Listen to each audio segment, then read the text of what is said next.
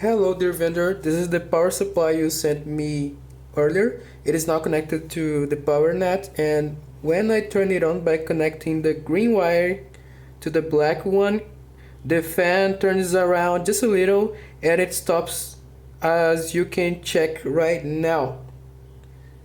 I don't know if you can see. It turns just a little and it stops soon. I already measured the voltage through the wires, but it seems like the protection circuit keeps the power supply turned off.